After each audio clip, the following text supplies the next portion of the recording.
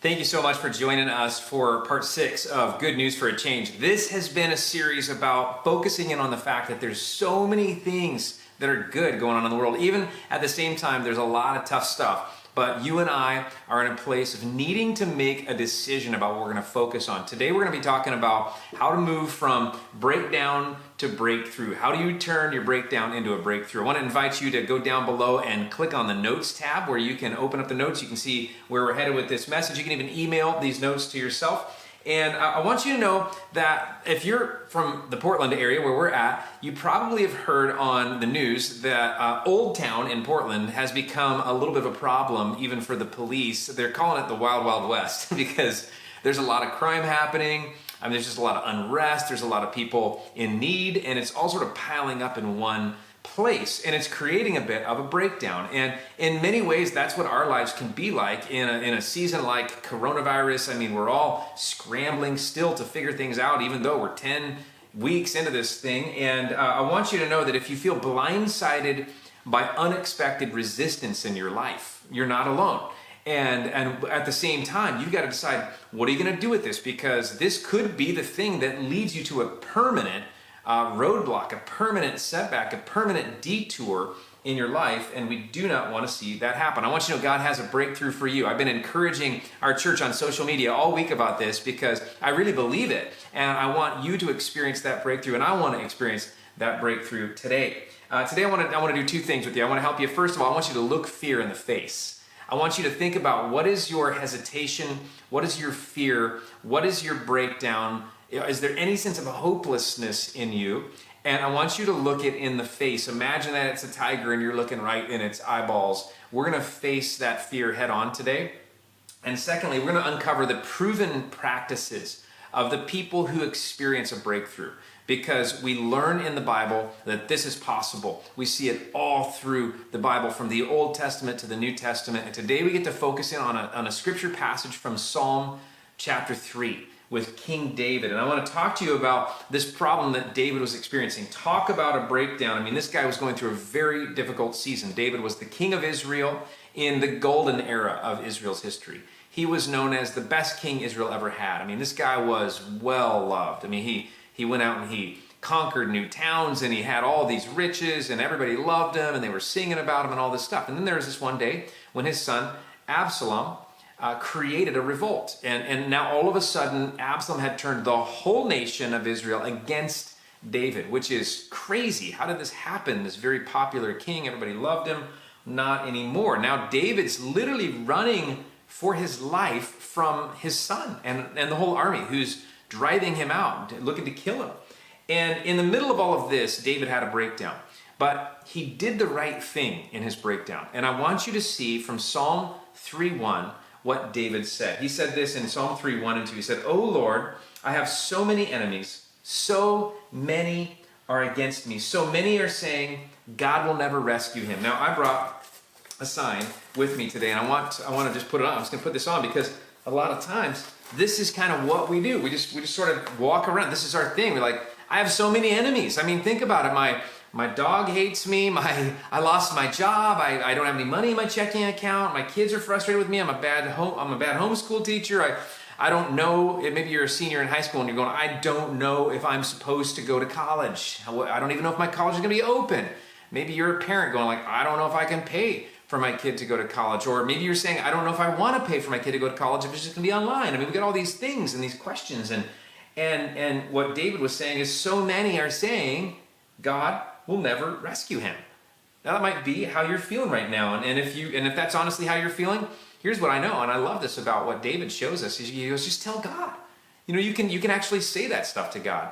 We see David was called the man after God's own heart. And what's cool is he told God how he was feeling in this moment. And this is how he was feeling. I have so many enemies. That's what he was feeling.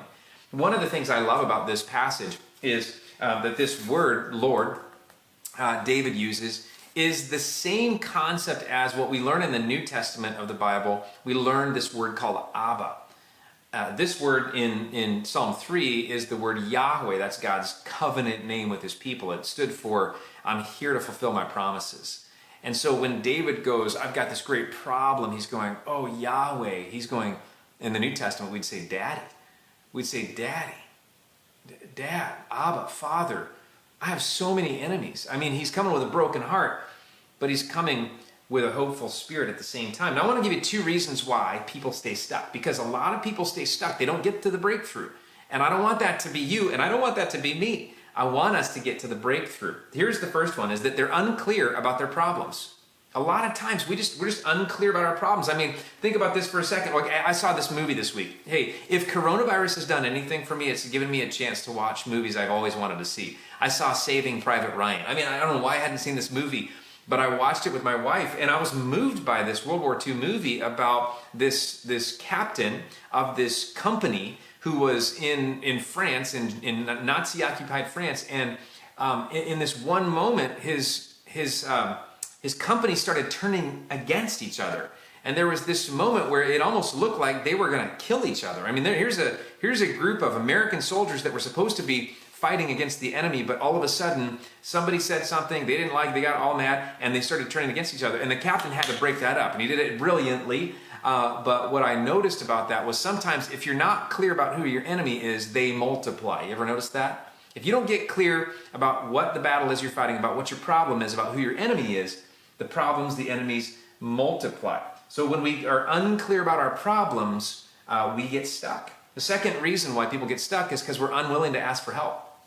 And this is that attitude that says, I can do it all myself, and I don't need any help, or I don't want to ask for any help, or I feel frustrated with the people in my life, so I'm not going to ask them for help, or I feel self-conscious about not knowing all the answers, so I don't want to reach out and ask for help. The fact is this, let me tell you this, and this is an absolute fact of our community, our church, a fact of churches around the world. I'll tell you one thing, we've been connected with a lot of churches from across the country in this season, and one thing that is coming true for everyone is this fact right here. People connected in community are better off right now than those who are isolated. 100% true.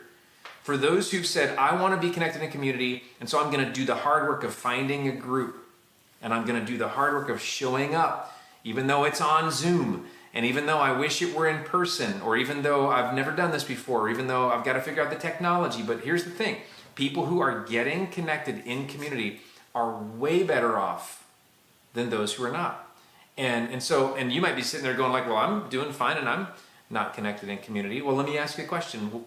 How much better could it be if you were connected in community? What I'm talking about is the kind of thing where you've got somebody that can know who you are and encourage you, and you got some group leader who's praying for you during the week, and you've got a place where you can go to learn and grow. And let me just tell you this, I'm on a personal mission, absolute personal mission right now to get absolutely every single person who's watching this right now connected in community. And so I want you to go to the chat right now, and I'm going to ask you a question. Are you in a group? Will you get in a group? Will you click that link? Will you get in a group? Will you get yourself in community so that you're not isolated? Because we find out that when people are unwilling to ask for help, they get stuck. And I don't want you to be stuck, and I don't want to be stuck. So let me talk to you about these principles, these practices, these things that we see for sure, that are proven, that work, that get people moving, that lead to a breakthrough. We're going to watch King David with his breakthrough. But here's the first thing that you got to do. If you want to get to a breakthrough, you got to get clear. You got to get clear. There was a guy in 1968, a guy named Jim Stockdale. Jim Stockdale was the highest ranking military officer ever to be stuck in the Hanoi Hilton, a Vietnam prison camp. He was a prisoner of war for 7 years in this prison camp. He was tortured 20 different times in this prison camp. And yet he was one of the only ones who survived. And it's such an interesting story about Jim Stockdale. In fact, he's been a famous figure in leadership literature. And here's what happened when he was interviewed. He told his interview this. He said, well, you have to understand, it was never depressing, because despite all those circumstances, I never ever wavered in my absolute faith that I would prevail, that I'd get out of this, but that I would also prevail by turning it into the defining event of my life that would make me a stronger and better person. I find that fascinating. Jim Stockdale is the one that's credited for this thing now called the Stockdale Paradox. Stockdale Paradox says when you're in the middle of a breakdown, what you have to do is you have to confront the brutal facts with hope. You have to confront the brutal facts with hope. He said the people that didn't make it out of that Hanoi Hilton were the ones that kept saying, oh, we're going to be out by Christmas. And then Christmas would come and Christmas would go and they wouldn't be out. And their hope just sank. And they'd say, well, we're going to be out by Easter. And then they weren't out by Easter and their hope just sank. And he said the people that didn't make it out were the ones that they lost their hope. He said, I just kept confronting the brutal facts with hope. So here's what you got to get clear about in the middle of a breakdown is you got to get clear about, first of all, what are the facts? What are the brutal facts? I mean, think about it. Maybe you've been dipping into your savings for the last 10 weeks or however long it's been since things got tough for you. And maybe the brutal facts are we're running out of money and we're starting to use our credit cards to live on. And that's not really a long-term strategy that's going to last. Maybe for you, the brutal facts are, this time of pressure cooker in the house, everybody there has really shown me what our marriage really is. And the brutal facts are, it could use some work. And so that's the brutal facts, but you got to confront them with hope. You got to know, where is your hope? Who is your hope placed in? And here's the thing that David, when he's running for his life now, King David, running for his life from his son. What a disappointing feeling that your son has betrayed you and he's chasing you with the army of Israel. The brutal facts, but where's your hope? And King David in Psalm 3:3 says this, and I think this is the secret right here. He says, but you, O Lord, are a shield around me. You are my glory, the one who holds my head high. He's going like, it's bad, God. I mean, it's bad. Like, I got so many enemies. It's bad. But you, O Lord, are a shield around me. You are my glory, the one who holds my head high. He knew what his problem was, but he also knew who his hope was. The second principle that we find, the second practice of people who make it and turn a breakdown and breakthrough is to cry out. You got to cry out. This is what David did. He cried out. In fact, Psalm 3:4 says this. It says, I cried out to the Lord, and he answered me from his holy mountain. I love it. He's going, I cried out, and he answered me. That's what happens. You cry out, God answers. You cry out, he answers. This is like a cause-effect thing here. And this has been true for me personally. I can think of times in my life a long time ago. I can think of times in my life even more recently where I needed something and I cried out. Just recently, I was stuck on a decision. This whole coronavirus and all of the changes have brought enormous amounts of decisions to anybody who's in any kind of leadership position. If you're a person who's maybe leading a company, leading a family, leading a church, leading a ministry, there's a lot of decisions to be made. And I'm so grateful that I have this prayer team that constantly prays for me. I just got a note in the mail from one of them, and they just said, we're thankful for you, thanks for listening to God. And I said, I'm thankful for you because you guys have provided for me a prayer support where I know I can have them help me go to God, and I've got people that will help me cry out to God. And it's just such a great thing. Let me ask you a question. Do you have a reflex of prayer? In other words, when the going gets tough, where do you go? Where do you go first? And that might be one of the most important questions to ask yourself and to ask myself right now. What's the first thing that we do when the going gets tough? And what I see from the life of David is that he got clear, and then he cried out. And he said, God, you're the only one that can help. You're the one that you promised to help me. You're powerful enough to help me. I need your help, God. It's bad. Help me, help me, help me. And it seems that those who make their requests known to God get help. And that's a challenging thing for all of us. But how simple it is. It's so simple. We're just going, okay, God, help me. I want your help. And here's what David's prayer was. By the way, I got to say this. When you think about, well, yeah, of course, God would answer David's prayer. He's King David from Israel, and he was the man after God's own heart. For you Bible scholars, if you're somebody who's read a lot about David, you know that he was called the man after God's own heart. Well, of course, God's going to listen to David and answer his request. But you might be thinking, yeah, but what about me? I mean, does God even know who I am? Does God care as much about me as he does about King David? If I was to cry out, would God answer my prayer? And I suppose I would just ask you, have you tried it? Because he promises us that he's listening. That every single one of us is a special creation in his eyes, that he cares so much about you, and he knows about what's going on in your life. And so I'm going to challenge you to cry out to God. Here's what he actually prayed. Psalm 3:7 records his prayer. It says this. He asked God, he said, "Arise, O Lord." Like God was sitting down. He's like, "God, get up, get up, get up. Arise, O Lord." He said, "Rescue me, my God." He said this. He goes, "Slap all my enemies in the face." That just feels good to say that, doesn't it? Just to imagine God reaching his hand out, slapping your enemy. Maybe your enemy is your finances. Maybe your enemy is yourself, your low self-esteem. Maybe it is a mistake that you made. Maybe it's the guilt that somebody's trying to put on you. Maybe it is a person that's antagonizing you, but he's going, "God, slap all my enemies in the face." And then he goes like this. He goes, "Shatter the teeth of the wicked." I love this. What we know about David, he was a shepherd. He was a shepherd before he was a king, and he got chased by wild animals. And this is a reference back to those wild animal days. He's going like, I know that those wild animals, they can't hurt me if they don't have any teeth. He's saying, "God, would you render my enemies powerless in my life?" So he's calling out, he's being very specific about what he's asking God to do. And that gives him courage to do the next thing, which is this, is to change your focus. We got to get clear. We got to cry out. We got to change focus. If you're in the middle of a breakdown right now, maybe it is with your relationships, maybe it is with your money, maybe it is with your spiritual life, whatever your breakdown is, you got to get aggressive and go, I'm going to get clear. I'm going to cry out. I'm going to change focus. I borrowed these binoculars, and I was thinking about this. A lot of times when I'm in a breakdown or I'm in a situation, I'm very, very focused in on the thing that is the problem. I'm very focused in, I'm looking at the problem. I'm looking close at the problem. I can see it very closely. I can see all the details of it. I can see what's going on with it, and I'm focused in. I know what it is. I know what it looks like. I'm like, yeah, there it is again. And I'm like close up shot on my problem. And what I think God is asking you and me to do right now is put those binoculars down and look at the bigger picture. Because really what we see is that David had a prayer in the beginning. You know what it was? I have so many enemies. He's going, I have so many enemies. But he changes his prayer. And I want you to see this in Psalm 3:8. He changes his prayer and he goes like this. Here's the new prayer. Victory comes from you, God. Victory comes from you, O Lord. He's going, God, I want you to bless your people. He goes, I'm putting my hope in you. And my prayer changed. My focus changed. I was focused on my son Absalom.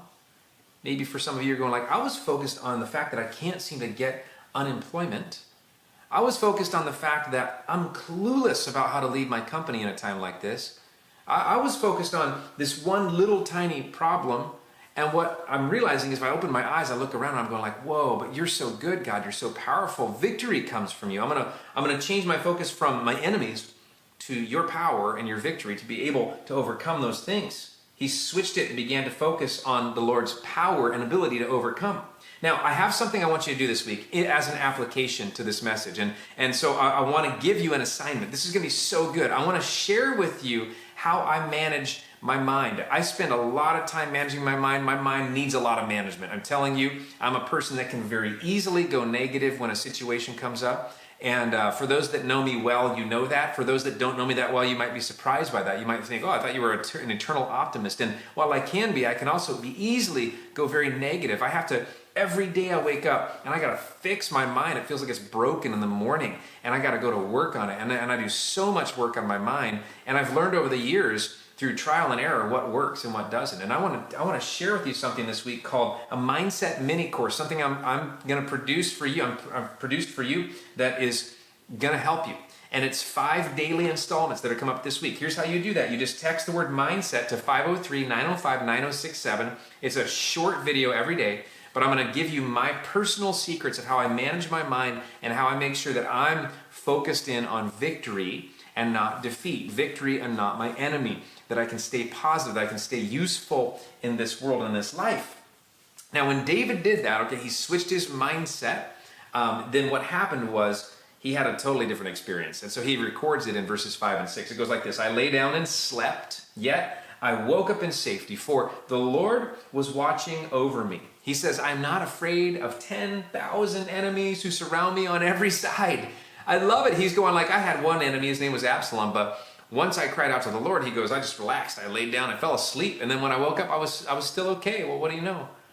I don't know about you, but I've had many sleepless nights during this time, this season, and what's helped me has been realizing that God is in control, that God is able, that if I would get clear about who my enemy is, if I would cry out to him, to God, for help, if I would then be the kind of person that changes focus, I'm gonna stop looking in the binoculars and I'm gonna start looking at the wider world of what God can control, what he can do, then what's gonna happen is I'm gonna have that inner quietness and confidence like David to be able to rest, to be able to be somebody who can go like, I can sleep right now because I know God's not sleeping. I can sleep because I know he's got this covered. I can sleep because I know he's going to turn my breakdown into a breakthrough, and he's going to do that as I follow these principles. I want to share with you a story from somebody in our church named Heather who recently experienced this very same thing. Check this out. Jessica and my if table have been amazing. They keep praying for me, and they keep telling me to, if I can just even send them a text, like a snippet of what's going on, that they'll send prayers. And we've been meeting every Sunday, just for like 30 minutes and kind of doing a touch base. And even Jess, I've been in her different groups, leadership group, and the table, like she's like, you can do this, like giving me encouragement. She's like, this is your God's gift is leadership. Like, you're meant for this. And I was like, just crying. I was like, I'm not though. This is too hard. But, just reminding me to pray every time when I'm like, I just want to give up. So this is his second heart attack, and, being a nurse and understanding that the blockage that he did have is right CA, his left main branch was 90% occluded, and that's a pretty major surgery. And, the risk of survival is, there's always those risks. And, he was struggling because he was at the hospital and couldn't even have me as a support system right there asking questions, and my mom. And so that was just really challenging for him and for my family. I think as all of it, just, like when you don't really have nothing left, sometimes it's just like, I think a lot of my family was like turning to prayer, which was amazing because I don't see them praying as much. And then I was just so overcome by the sheer number of people who were praying for him. I didn't even know that was like, I don't know, it just didn't even feel like it was possible that I even knew that many people, or that many people who knew me knew enough people to pray. Like Rita was praying, and she's like, I'm going to put it on a national prayer group. And she like shared the message in the prayer that she sent and how many people prayed. I was just like, I was astonished. And just to let my dad know, I go, hundreds of people have been praying for you. And so I think that was just like very overwhelming for him to know. He couldn't see my mom before surgery, and the nurses arranged for him to go down to the lobby and see her through the window on Easter. So we were praying for that, and that happened. And then, so just to, so I was updating them kind of along the way. So I'm sure that's kind of what Jess was picking up on, is different things just kept happening, and different miracles. And I even feel like at work, like things just, like it's so hard, but then there's always some kind of blessing that comes out of it. I went to go pray one night, and I felt like I was saying my prayer, not like verbally out loud, but in my head. And I felt like I was being interrupted by other people praying with me. I've never had that happen to me. It was like the weirdest thing. I was like trying to pray, and I'm like, I felt like it was other people were praying, like I was talking with other people or trying. It was a crazy moment. And then the ultimate moment, Jess and everyone was praying for peace and for my dad. And then the day of the surgery, the day after Easter was the surgery. And we were, we read James with Noah, and we're working on some of his Bible studies for Easter for school. And so Joe and I were helping him, and we just kept reading. And then on Monday, I just prayed for peace for my dad for whatever the outcome would be. And then around 5:00, his surgery was around 4. I knew he was in the operating room. And I felt like this overcoming sense of peace. Like I had absolutely no worries. It was like no stress. I almost felt like what I would imagine it would feel like for a Christian to die. Like it was so amazing. And I didn't worry about my dad. I had this feeling that no matter what the outcome was, it would be okay.